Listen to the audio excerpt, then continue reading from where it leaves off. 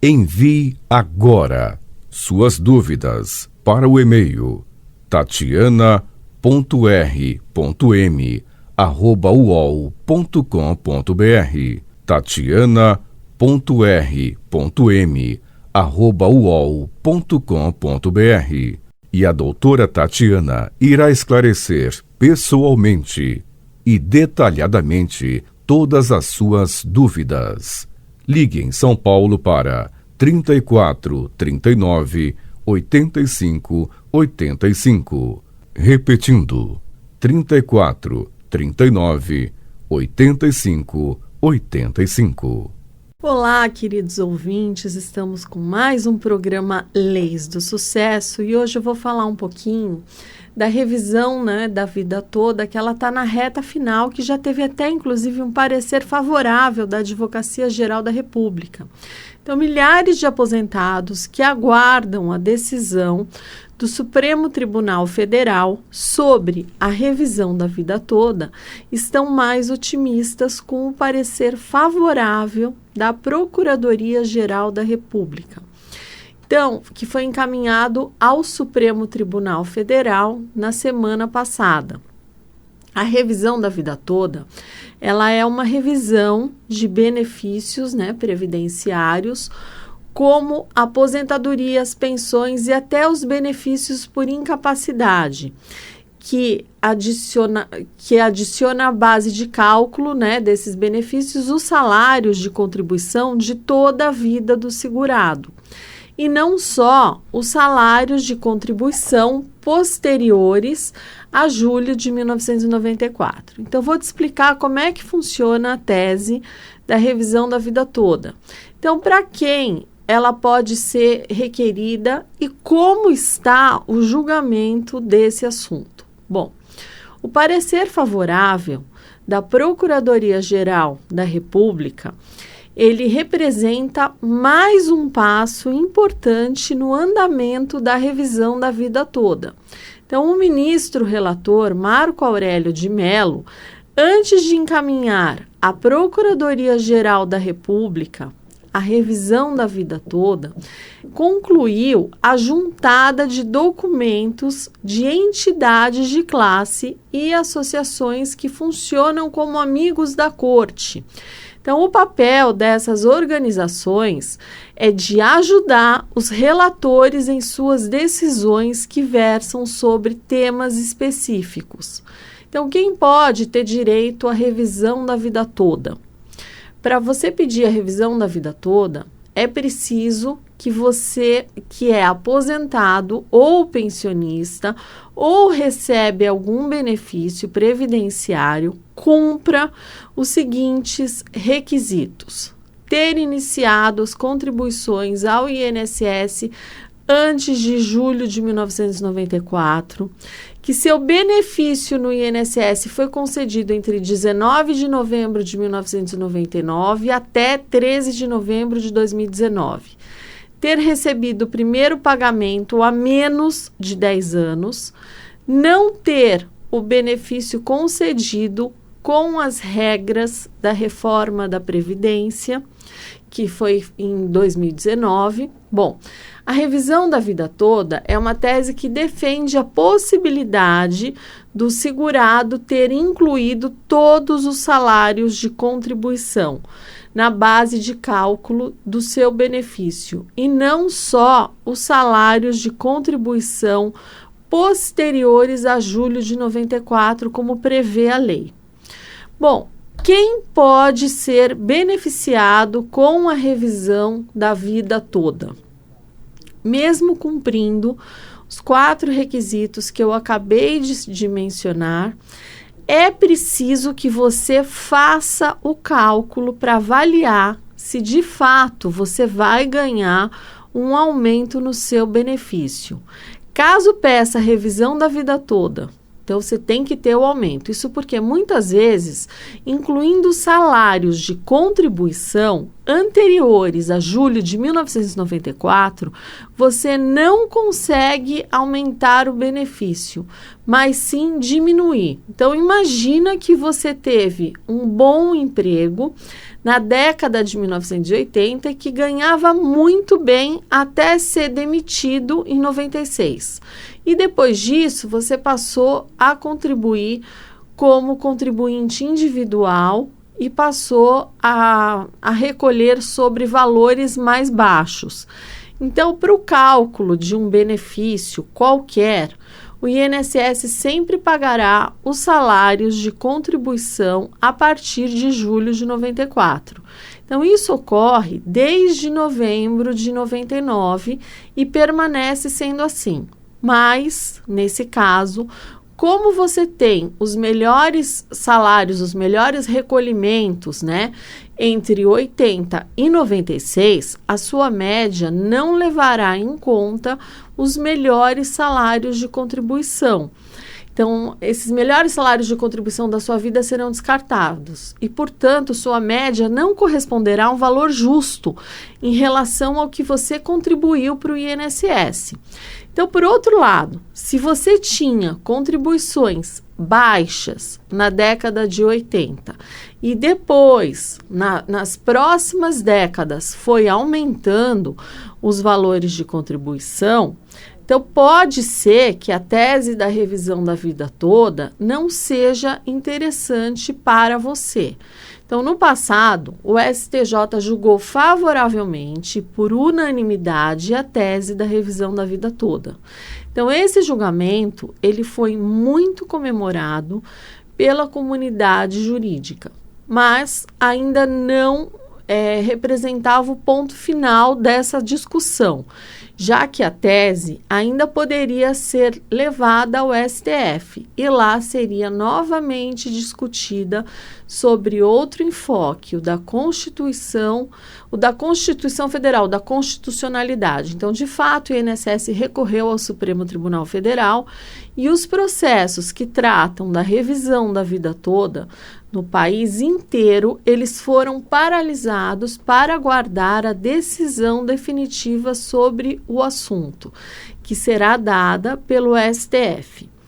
Bom, em abril desse ano, o ministro Marco Aurélio de Mello, que é o relator nesse processo, mandou intimar a Procuradoria-Geral da República para se manifestar sobre o tema. E a grande notícia é que o procurador deu parecer favorável à aplicação da tese de revisão da vida toda. Então, eu vou compartilhar com vocês um trecho, né, do parecer do Procurador-Geral da República, Augusto Aras. Então, em face do exposto, opina o Procurador-Geral da República pelo desprovimento, né, do recurso extraordinário, que é do INSS, considerados a sistemática da repercussão geral e os efeitos do julgamento deste recurso em relação aos demais casos que tratem ou venham a tratar do tema 1102. Sugere-se a manutenção da tese fixada pelo Superior Tribunal de Justiça. Aplica-se a regra definitiva prevista no artigo 29, inciso 1º e 2º da Lei 8213 de 1991, na apuração do salário de benefício quando mais favorável do que a regra de transição, contida no artigo 3º da Lei 9876 de 1999 aos segurados que ingressaram no regime geral da Previdência Social até o dia anterior à publicação da Lei 9876 de 1999. Interessante você saber que no STJ, que já julgou favorável e por unanimidade a revisão da vida toda, os ministros seguiram o entendimento do relator e o parecer da Procuradoria, que da mesma maneira que está ocorrendo no STF, foi favorável à tese. Mas uma notícia importante é que o ministro Marco Aurélio de Mello, que é o relator do processo no STF, quer levar a julgamento esse processo antes de sua aposentadoria, que ocorrerá em julho de 2021. Então, cabe aos que ainda não avaliaram a possibilidade ou não de obter essa revisão, verificar se encaixam nos requisitos e façam os cálculos com um especialista. Lembre-se que não é seguro pedir a revisão sem antes fazer os cálculos. Então, para você fazer os cálculos dessa revisão, é necessário as carteiras de trabalho e o CNIS, que é o Cadastro Nacional de Informações Sociais, tá? Que é obtido no site Meu INSS. Então, deve ser feito o cálculo de concessão com os salários anteriores a 7 de 1994 e comparar os valores da renda mensal inicial e verificar se o valor é maior. Se for maior, daí sim compensa entrar com ação judicial para a revisão da vida inteira ou vida toda, uma vez que o INSS não aceita essa revisão no posto do INSS, então tem que entrar com ação judicial. Bom, agora vamos falar um pouquinho da revisão do FGTS. O Supremo Tribunal Federal, o STF, retirou de pauta a ação para revisão do uso da taxa referencial TR para correção monetária do Fundo de Garantia do Tempo de Serviço, o FGTS, entre os anos de 99 e 2013. A ADI 5090, ação direta de inconstitucionalidade 5.090, retirada de pauta no dia 13/5 pelo STF. O Supremo não detalhou nova data para a realização do julgamento que estava previsto para o dia 13 de maio. Isso não significa que o julgamento foi cancelado. Trata-se apenas de um adiamento. Uma nova data deverá ser marcada para que o processo seja apreciado pelos ministros.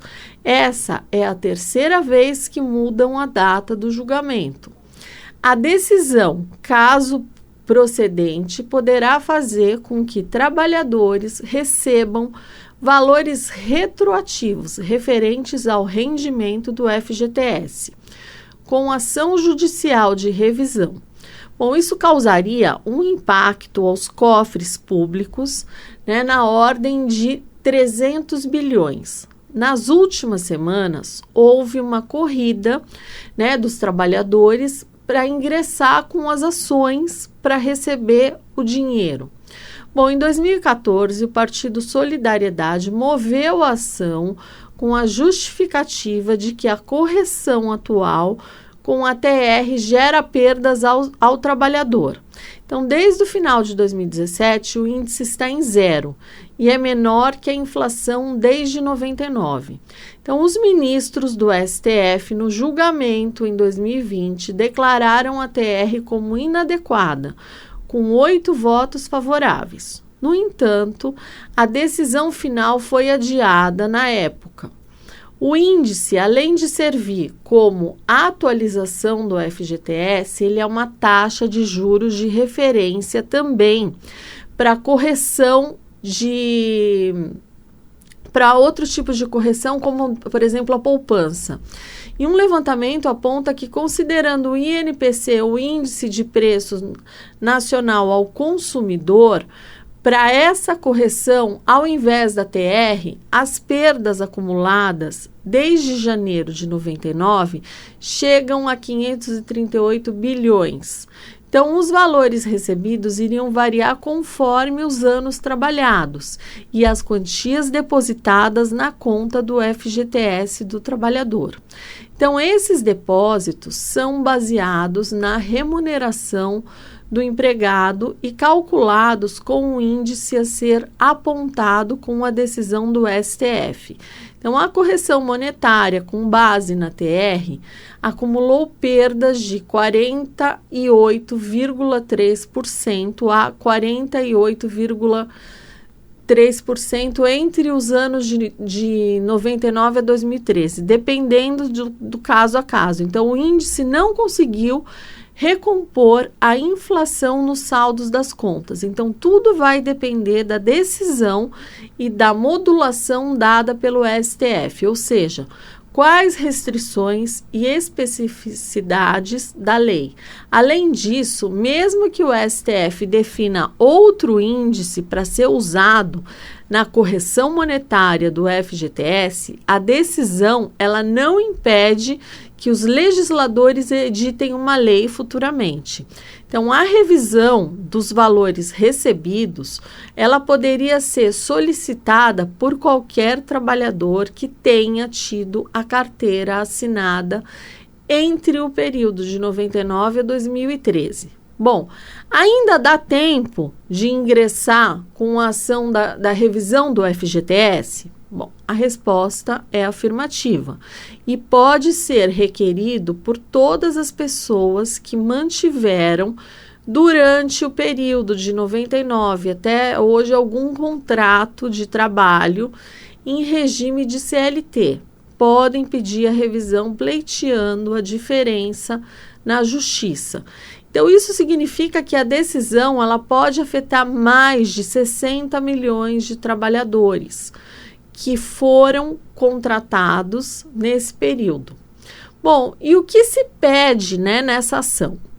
O que se pede é a diferença entre a correção monetária feita pela TR e outro índice de atualização monetária, que melhor reflita a inflação do período. Essa ação ela é proposta porque em 90, por força da Lei 8.036, o índice de atualização monetária do FGTS passou a ser a TR. E a partir de 99, esse índice deixou de refletir a inflação do período, ocasionando perdas para todos os trabalhadores. Então, alguns cálculos demonstram que a perda ela pode chegar a quase 90% do valor do saldo do FGTS. Diferença essa que todo trabalhador pode buscar. Mesmo quem já efetuou o saque da conta pode solicitar a revisão dos saldos, seja por rescisão do contrato, para utilização na compra ou financiamento de imóvel, por aposentadoria ou outros motivos previstos para saque. Bom, quais os documentos que eu preciso para ingressar com a ação do FGTS?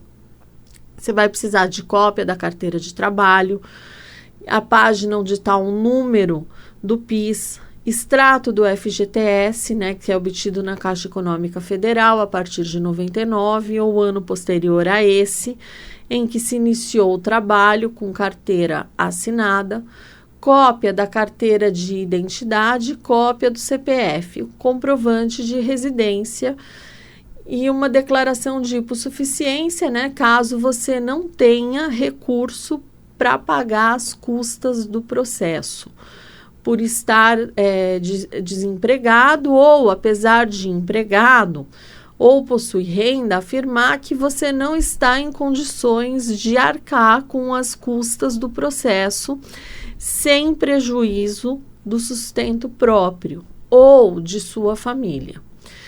Então, como é que você consegue o extrato do FGTS? Bom, o extrato do FGTS ele pode ser obtido através do site da Caixa ou pode baixar o app no seu celular do FGTS. Bom, o empregado faz o acesso com seu CPF e senha e, em seguida, escolhe a opção FGTS e extrato completo.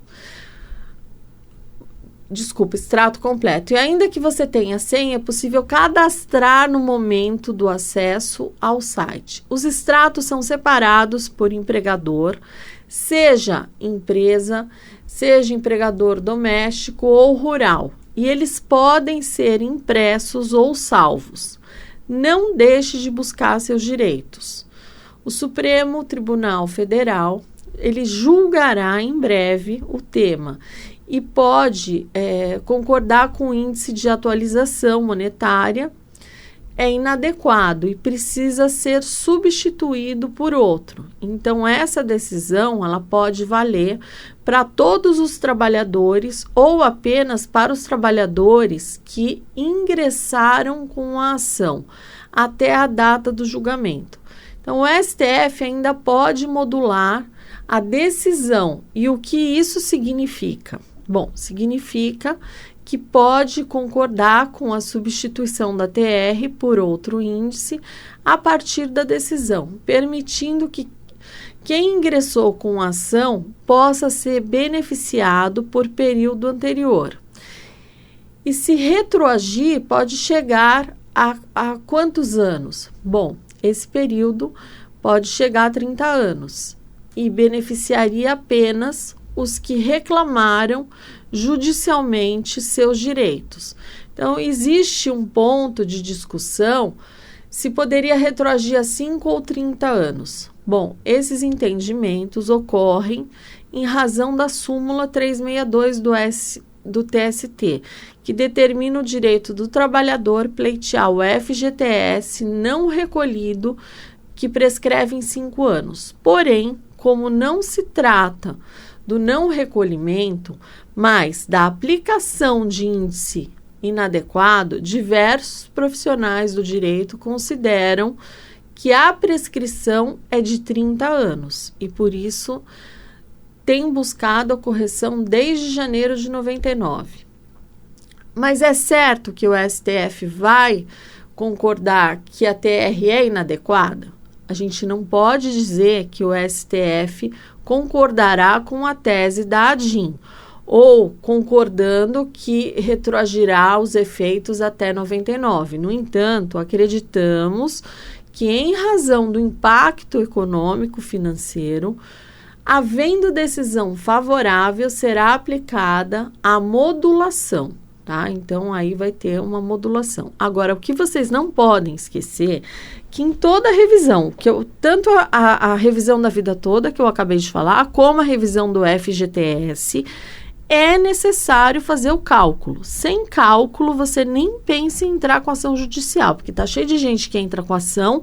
Ah, você vai entrar com ação, você vai ganhar R$10. Compensa? Não vai compensar você entrar com ação para se ganhar R$10. Então, entre com ação, para você entrar com ação, você tem que ter um certo ganho, porque senão custo-benefício para você acaba não valendo a pena. Então, por isso eu sempre falo e vou repetir que precisa fazer cálculo, tanto em um quanto no outro. O FGTS pode ser que você não tenha um lucro ou que você não tenha. Agora, a revisão da vida inteira, ela pode te prejudicar. O valor, se você colocar todos os salários de contribuição, pode não aumentar grande coisa, mas ele pode diminuir. Por isso, é interessante fazer cálculo e fazer cálculo com especialista.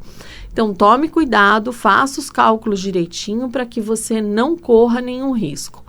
Bom, gente, essas são as minhas dicas de hoje. Eu vou me despedindo de vocês. Fiquem com Deus e até o próximo Leis do Sucesso.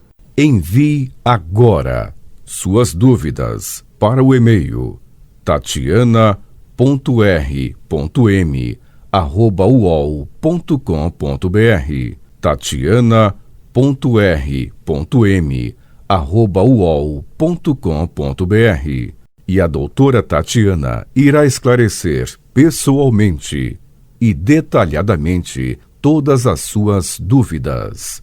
Ligue em São Paulo para 34 39 85 85.